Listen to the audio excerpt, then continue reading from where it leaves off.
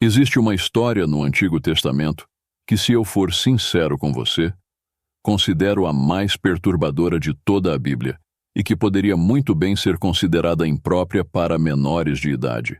Então, antes de assistir a este vídeo, quero ter certeza de que você sabe que este vídeo não é adequado para todas as idades e pode muito bem desencadear algum tipo de trauma do seu passado. A história a qual me refiro encontra-se nos capítulos 19 a 21 do livro de Juízes. Muitas pessoas conhecem o capítulo 19, mas não leem o resto da história. Acredito que existem várias lições importantes que você e eu precisamos aprender com uma história tão perturbadora. Em primeiro lugar, vou contar a história para você o mais dramaticamente possível, e depois vou explorar as lições que acho que podemos aprender. Junte-se a mim em Juízes, capítulo 19. No capítulo 19, versículo 1, nos dias em que não havia rei em Israel, um levita que morava numa parte remota do país montanhoso de Efraim adquiriu uma mulher de Belém de Judá como sua concubina. Quero que você entenda. Aqui está um homem levita, morando na parte norte de Israel, e ele adquire essa mulher para ser sua concubina ou esposa, como você quiser chamar, e ela está morando no sul em Belém. Continuemos a história. Ela foi infiel a ele e o deixou pela casa de seu pai em Belém de Judá, onde ficou por 4 meses. Ela o traiu, voltou para a casa de seu pai em Belém. Então a história continua. Essencialmente, esse homem levita quer recuperar sua esposa. Então ele viaja do norte, do país montanhoso de Efraim, até o sul, em Belém, para buscar essa mulher e ficar com ela novamente. Ele chega lá, e o pai dela é muito hospitaleiro. Várias vezes o cara diz: "Ei, tenho que ir embora. Me dê minha esposa para eu voltar para casa."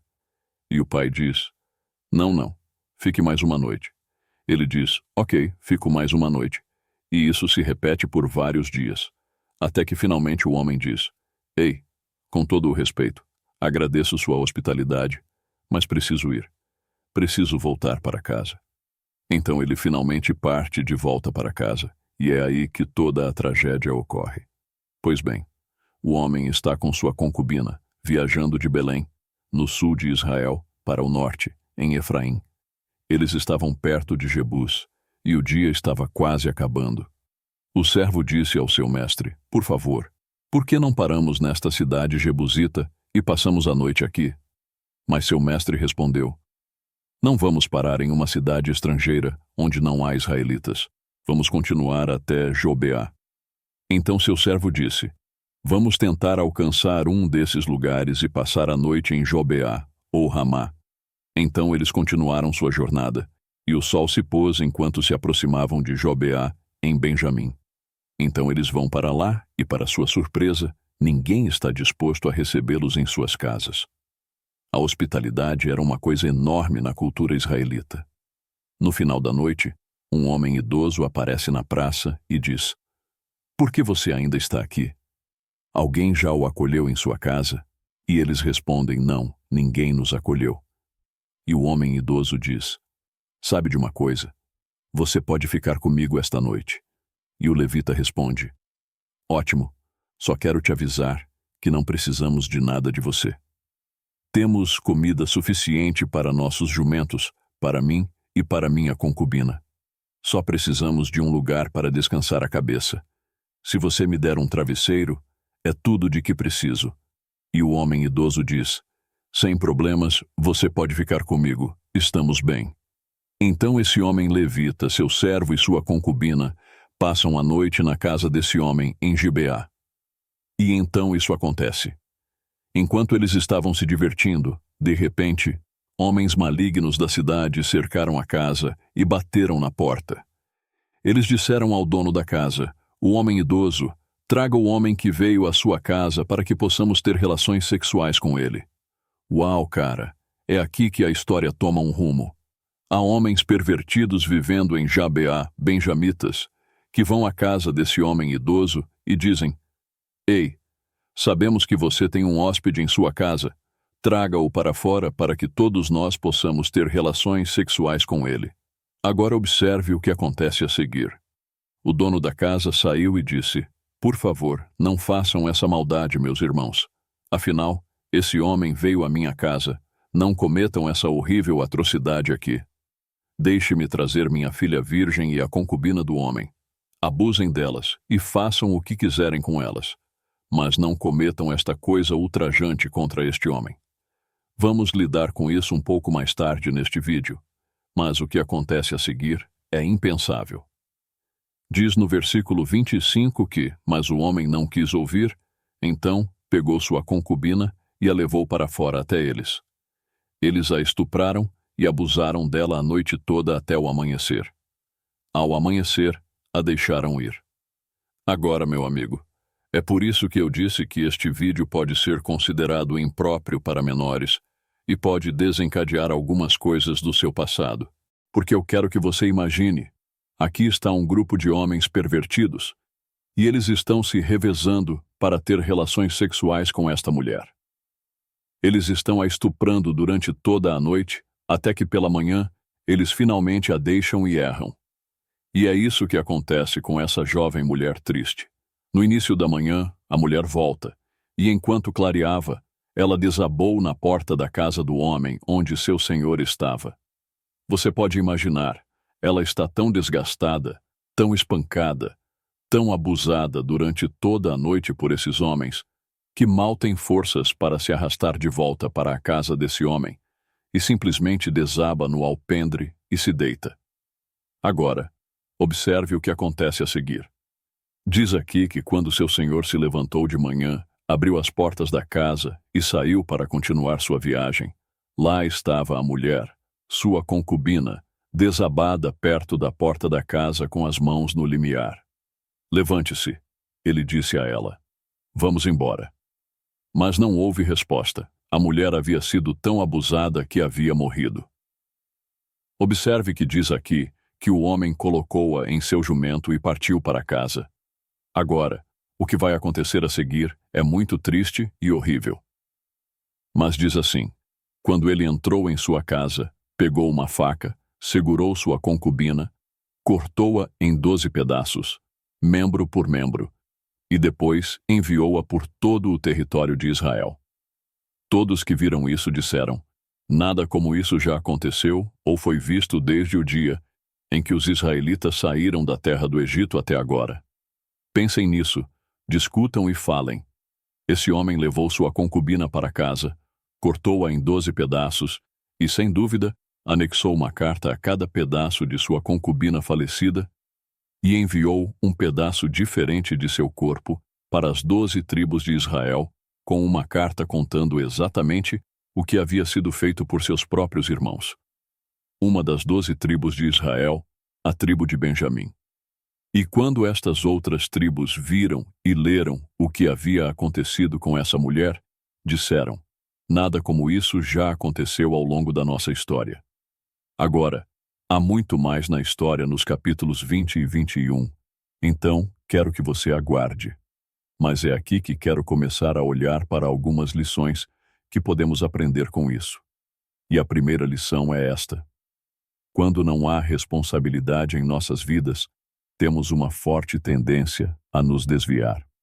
Observe o capítulo 19 de Juízes, versículo 1, que lemos anteriormente, mas vou lê-lo novamente.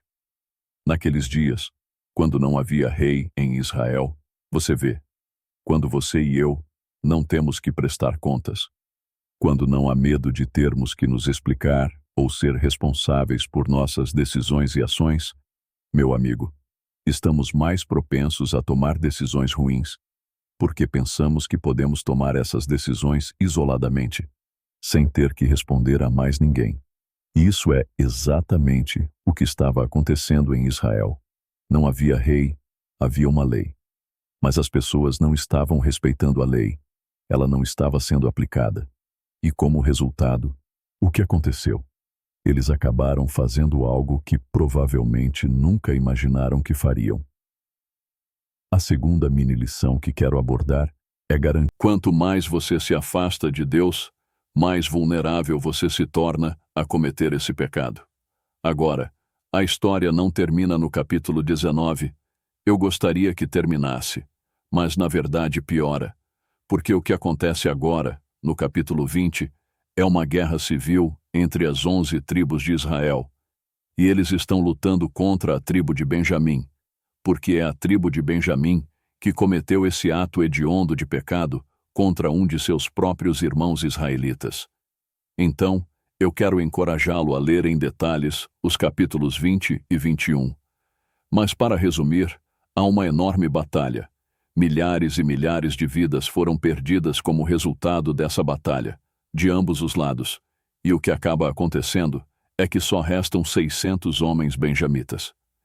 Então, no capítulo 21, as outras 11 tribos começam a se sentir mal, ou a ter pena da tribo de Benjamim, porque basicamente estão com medo de que essa tribo de Benjamim vá se extinguir, já que há 600 homens vivos, mas não há mulheres de Benjamim para eles se casarem e procriarem.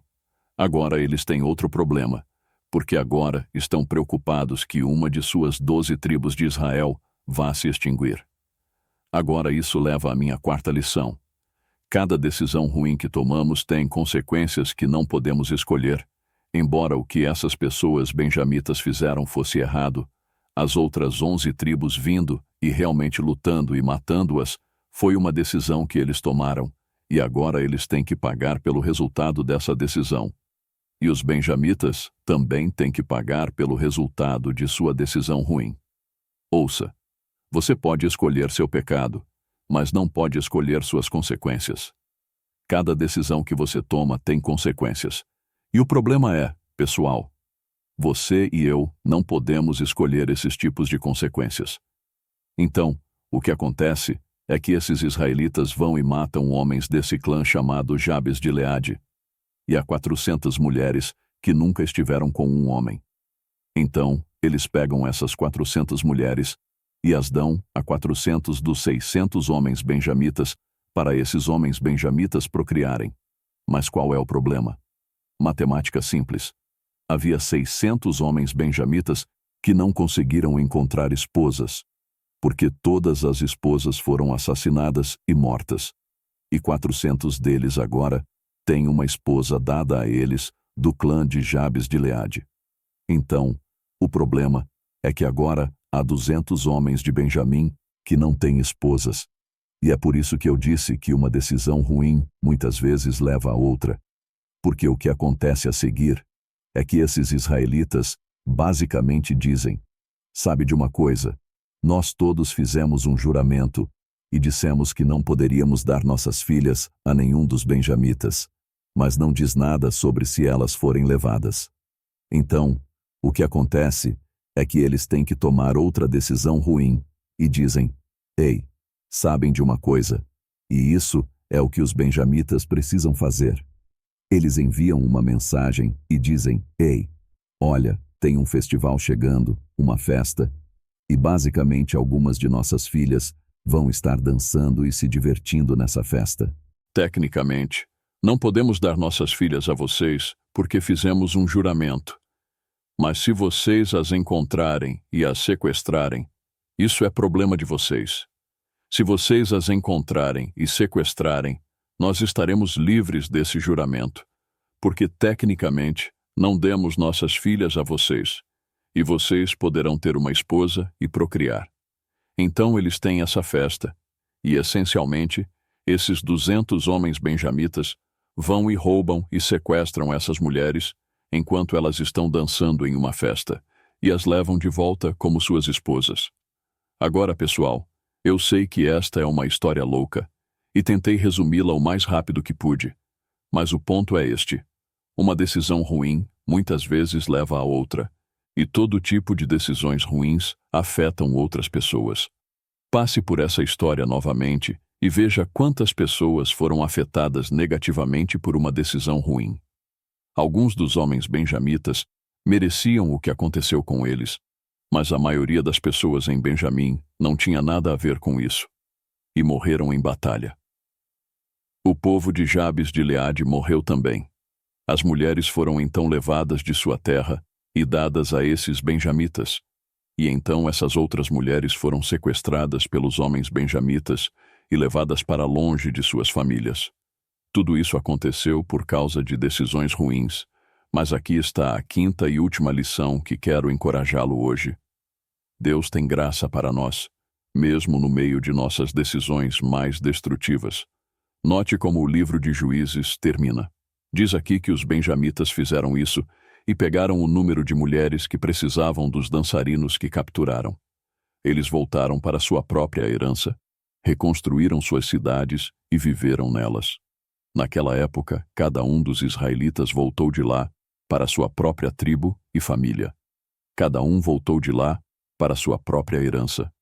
E claro, o último versículo do livro de Juízes caracteriza e descreve todo o livro de Juízes. Diz aqui que naqueles dias não havia rei em Israel. Cada um fazia o que lhe parecia certo. Meu amigo, embora Deus tenha sido gracioso ao permitir que esta tribo de Benjamins se reconstruísse e se repovoasse e não fosse extinta, houve consequências para suas decisões. E se não há mais nada que você tire deste vídeo, quero encorajá-lo a entender que cada decisão que você e eu tomamos tem consequências. Muitas vezes consequências que nem mesmo podem ser medidas e consequências que não podemos escolher. Te vejo no próximo vídeo. Tchau por enquanto. Deus te abençoe.